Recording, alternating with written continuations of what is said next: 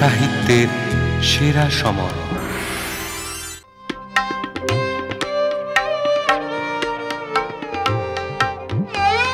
আমার ছেলের কথা আর বলিস না, দিন রাত খালি বই আর বই। পড়াশোনার বাইরে তার কোনো কিছুতে মন নেই। তাড়াতাড়িতে হয়তো জানিয়ে যেতে ভুলে গেছে আমার। আর কটা দিন সবুর কর, আমি রাসুর হাতে হাত চিঠি পাঠিয়ে দেবো কোন কলকাতায়। ও মা, পাগলি মেয়ের কাণ্ড দেখো, আবার কাঁদছে। কি হয়েছে? কি জানিস? আমাকে ওনার একটুও পছন্দ হয়। পছন্দ হয়নি? কি করে জানলি? আমি জানি, আমি যখন ওনার ঘরে পান নিয়ে ঢুকলাম, উনি কিরকম গম্ভীর হয়ে গেলেন। ওরকম হয়, ও কিচ্ছু না।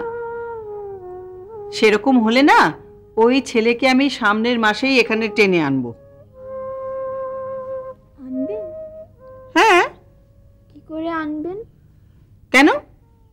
হাত চিঠিতে লিখে দেব যে আমি খুব অসুস্থ, আমার অবস্থা খুব শোচনীয়।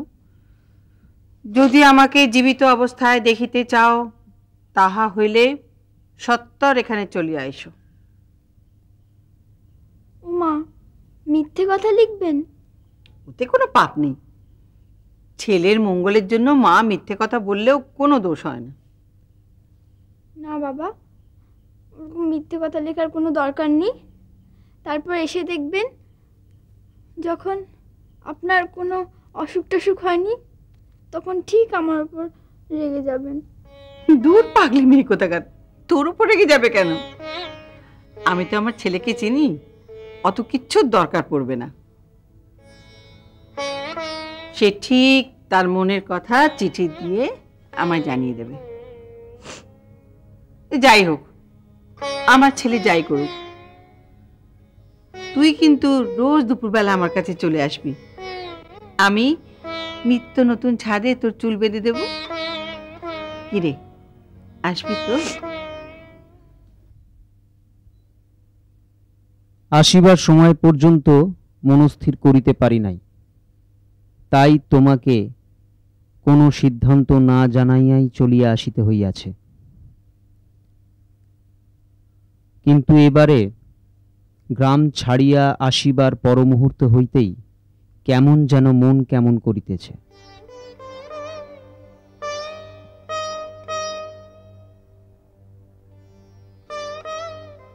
মনে হইতেছে সব যেন জানিয়া বুঝিয়াও আমি এক নিরপরাধিনীকে অহেতুক ক্লেশ দিয়াছি।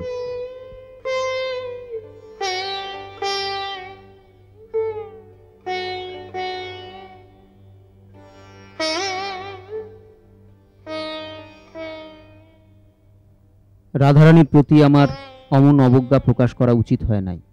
এখন মাঝে মাঝেই তাহার নূপুরের নিক্কন্ধনী শুনিতে পাইতেছি, দেখিতে পাইতেছি তাহার শুষ্ক মুখখানি। তুমি এই পত্র পাইবা মাত্র তাহার মাকে জানাইয়া দিও যে এই বিবাহে আমি সম্মত আছি।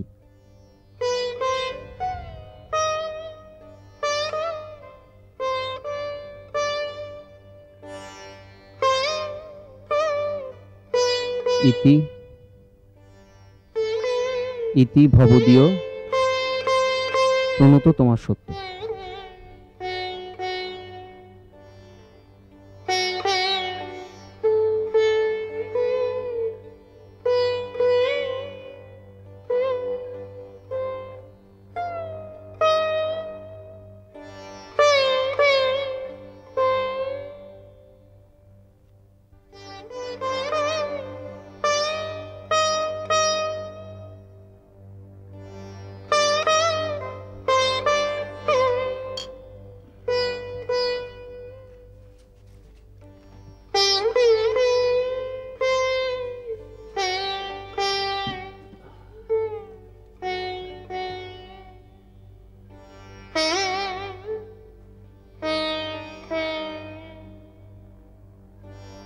শ্রীমতী নিভাননী দেবী, গ্রাম শান্তিপুর, পোস্ট অফিস শান্তিপুর, জেলা নদিয়া। কি হলো দাদাবাবু, আর কতক্ষণ নেকাপড়া করবেন বলেন দেখি? কটা বাজে বল দেখি জগা। ও হো হো, দেখেছো 10টা 5 বেজে গেল। কাল সকালবেলা আবার গঙ্গা স্নানে যাব ঠিক করেছি জানিস। এই দেশে গেলেই এক মুশকিল হয় বুঝলি জগা, গঙ্গা স্নানের মজাটাই পুরো মাঠে মারা যায়। আপনার ওই সেই বামুন ঠাকুর আজ দুদিন হলো আপনার খোঁজ করছিলেন। সে তো খোঁজ করবেই, অনেকদিন ধরেই তো আর পেন নামিটা ফাঁকি পড়ে যাচ্ছে কিনা। ঠিক বলেছেন। জগা, হ্যাঁ বলুন। এই চিঠি আর এই টাকাটা রাখ, হ্যাঁ কাল সকালবেলা পোস্ট অফিসে গিয়ে পোস্ট করে দিবি, বলবি আর্জেন্ট। ঠিক আছে, ও চিঠি টাকা পরে দিলেও হবে। এখন তাড়াতাড়ি আসুন তো, তাড়াতাড়ি আসুন। আচ্ছা বেশ, তুই যা, আমি আসছি।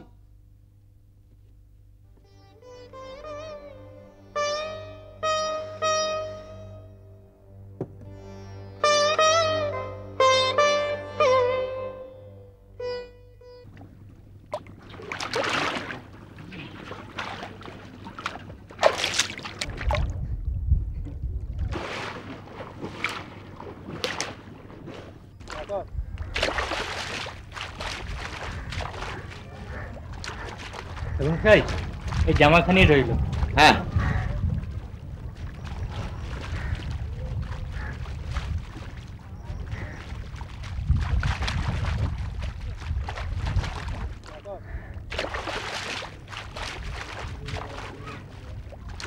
ঠাকুর মশাই হ্যাঁ, কেমন আছেন? আরে দাদাবাবু যে কবে এলেন? আরে কালই আপনার চাকরকে শুধোচ্ছিল। কদিনে মুখখানা একেবারে শুকিয়ে গেছে গো। আপনি যে কি কথা বলেন ঠাকুর মশাই, আমি তো এইসবে দেশের বাড়ি থেকে ফিরলুম।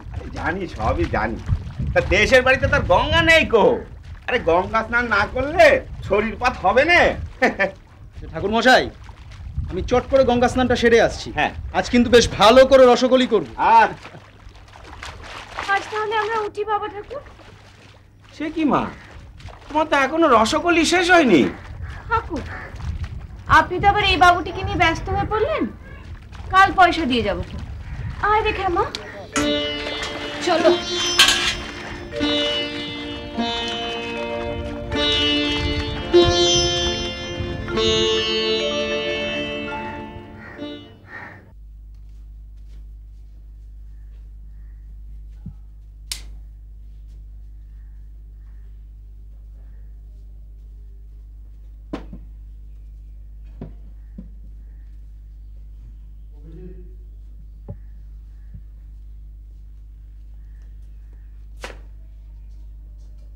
ও কি রে, সত্যেন্দ্র ভাই এখনো আসেনি? আগে একদিন পর দাদাবাবু গঙ্গার চানে গেছেন, হ্যাঁ। এত চট করে কি আর ফিরবেন? ভালোই, তাহলে তার না ফেরা স্টক এখানে বসেই চাটা খাই বল। হ্যাঁ নিন বাবু, হ্যাঁ? দেখে দেখে একটু পাটা তুলুন। তুই যখন বলছিস তখন হোক একটু পদোন্নতি। হ্যাঁ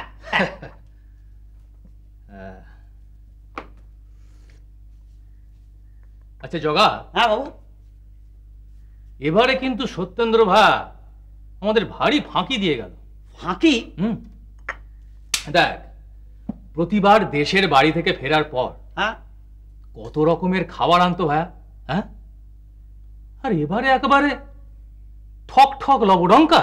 হ্যাঁ সেই তো, ওই আগের বারে দেশ থেকে আসার সময় ওই নারকোল পাটালি এনেছিলেন না, আহ বাবু, তার স্বাদ একেবারে এখনো গলায় লেগে আছে।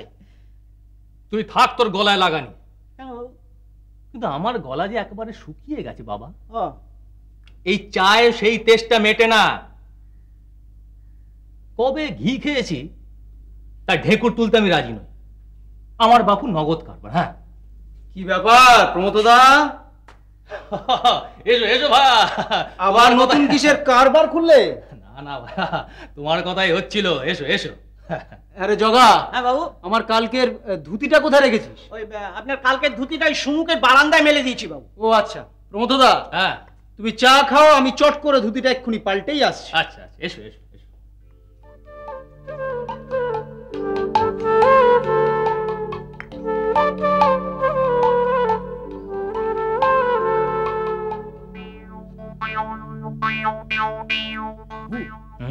ওই টেবিলের তলায় যে ঝাঁপিটা আছে না, কৌটোগুলো মনে হয় ওর মধ্যেই আছে।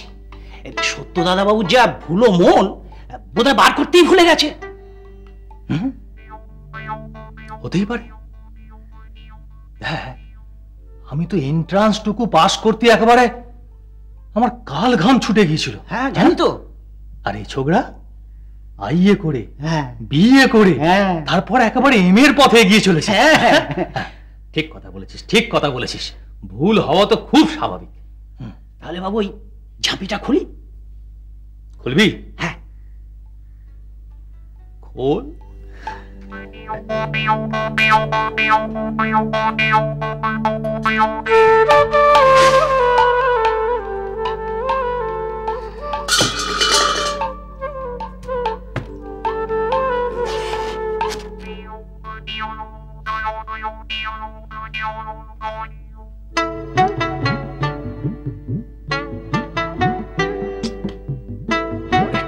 পরেরটা খোল তাড়াতাড়ি।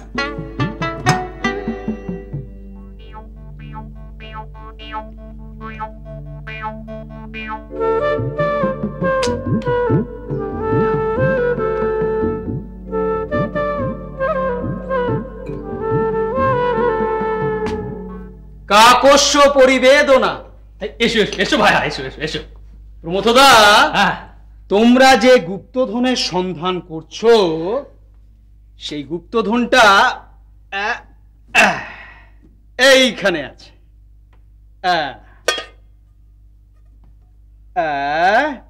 এই নাও তোমার বাদাম পাটালি। এই নে জগা, তুইও নে। না ঠিক আছে বাবু, ওই আমার হাত নোংরা তো, আপনাদের হাতটা ধুয়ে আগে জল খাবারটা দিই, তারপর। আচ্ছা যেন অমৃত খাচ্ছি ভাইয়া। আরে নাও নাও, আরো খাও, যত ইচ্ছে খাও। এই রে, আমার একই কিড়মির ধাত, তার মধ্যে আবার জাগে খেয়ে তো যাই, কি বলো? প্রমথদা, বলো। গঙ্গার ঘাট থেকে যে রাস্তাটা ডান দিকে যাচ্ছে, সেই রাস্তাটাই তো আমাদের এই চোর বাগানের রাস্তা।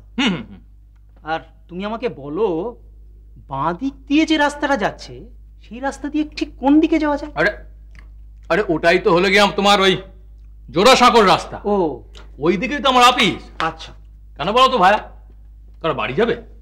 না মানে আজকে গঙ্গা স্নানে গিয়ে একটি মেয়েকে দেখলুম স্নান সেরে ওই রাস্তা দিয়ে চলে যেতে, তাই আর কি। ও, এইবার বুঝেছি আজ কেন এতক্ষণ করে চান হচ্ছিল তোমার। না না, তা নয়। না না, আর বললে হবে না ভাইয়া, আর বললে হবে না। চোর একদম বামাল সমেত ধরা পড়ে গেছে। না না প্রমথদা, আমি স্নান করতে না দেই তো তারা চলে গেল। ও বাবা, এ তো আরো সাংঘাতিক। কেন কেন কেন সাংঘাতিক কেন? বাহ, এক পলকের দেখা যদি এমন করে নাড়িয়ে দিয়ে যায় ভিসুভিয়াসকে, তাহলে তো বোঝাই যাচ্ছে ভাইয়া, হ্যাঁ, কোথাকার আগুন কোথায় গিয়ে দাঁড়াবে। হ্যাঁ ভাইয়া। বাবু বাবু, এই নিন, এই ধরুন, এই আজকে মুড়ি আর তেলে ভাই। দে দে দে, তাড়াতাড়ি দে।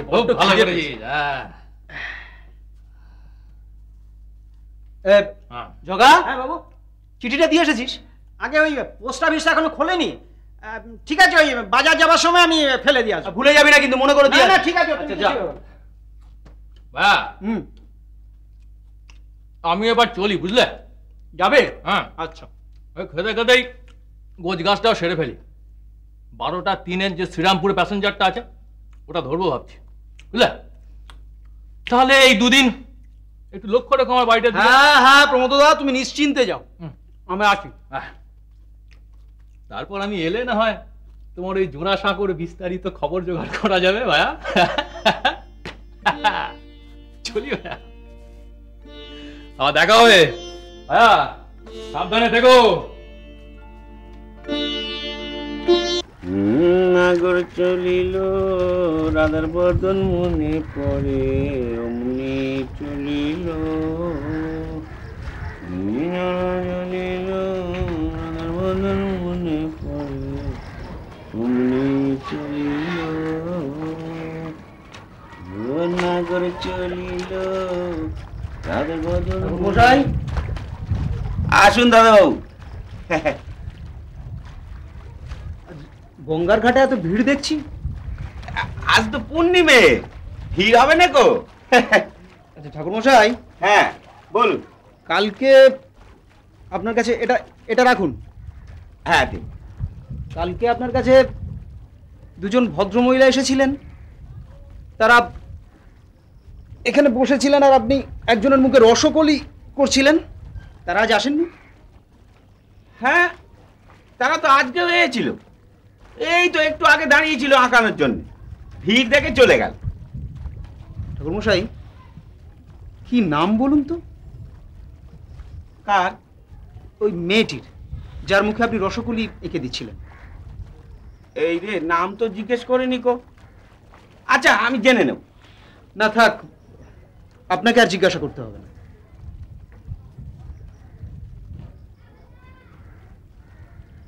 নাগর চলিল রাধার বদন মনে পড়ে। ও দিদি, আর কত চান করবে? বলি নিমনে বাজাবে নাকি? চলো তো, চলো তাড়াতাড়ি চলো।